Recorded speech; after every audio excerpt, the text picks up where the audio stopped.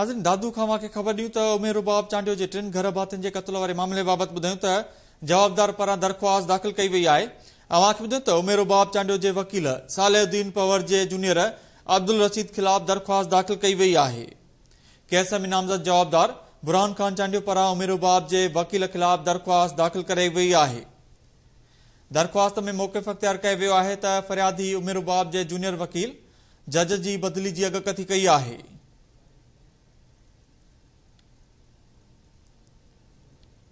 अदालत अॻूणे MPA बुरहान खान चांडियो जी दरख़्वास्त 23 डिसंबर ते ॿुधणी लाइ मुक़रर करे छॾी आहे।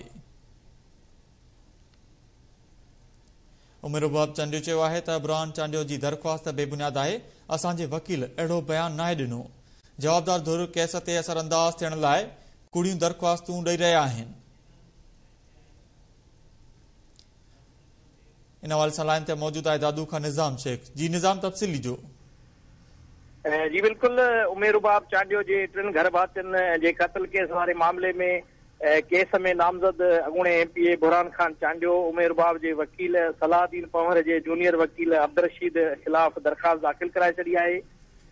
जंहिंमें हुन ॼाणायो आहे त जज जे बदिली खां अॻु फ़रियादी धुर जे वकील सलाहुद्दीन पंवर जे जूनियर वकील जज जे बदिलीअ जी अॻकथी करे ॿिए जज जे मुक़ररीअ जो नालो खयों ऐं केस में रिकॉर्ड जो उनखे हिसो बणायो वञे। अॻूणे MPA बुरहान खान चांडियो दरख़्वास्त में अहिड़ो मौक़िफ़ इख़्तियार कयो आहे। अॻूणे MPA जो चवणु आहे त मॉडल क्रिमिनल ट्रायल कोर्ट में जेको दरख़्वास्त जमा कराई आहे त इनखे शामिल कयो वञे केस में ऐं model criminal trial court incharge 2nd additional session जज जी अदालत दरख़्वास्त खे ॿुधणीअ लाइ 23 डिसंबर ते तारीख़ मुक़रर करे छॾी आहे। 23 डिसंबर ते उमेर रुबाब चांडियो जे 3 घर भातियुनि जो केस जेको ॿुधणी आहे उहा बि मुक़रर थियल आहे।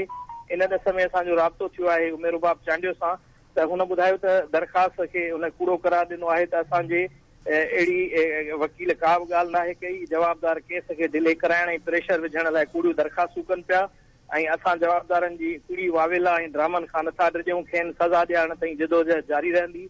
उमेर रुबाब जो चवणो त अदालतूं आज़ाद आहिनि। मज़लूमनि खे इंसाफ़ ॾियण जो वाहिद रस्तो अदालतूं आहिनि ऐं अदालतुनि ते असांखे एतमाद आहे।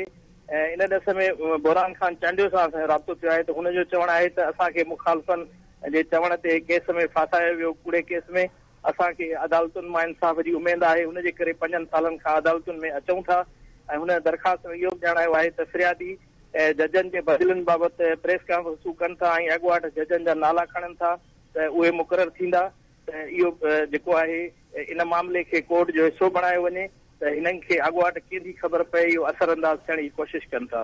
जी वॾी महिरबानी अपडेट करण लाइ निज़ाम शेख।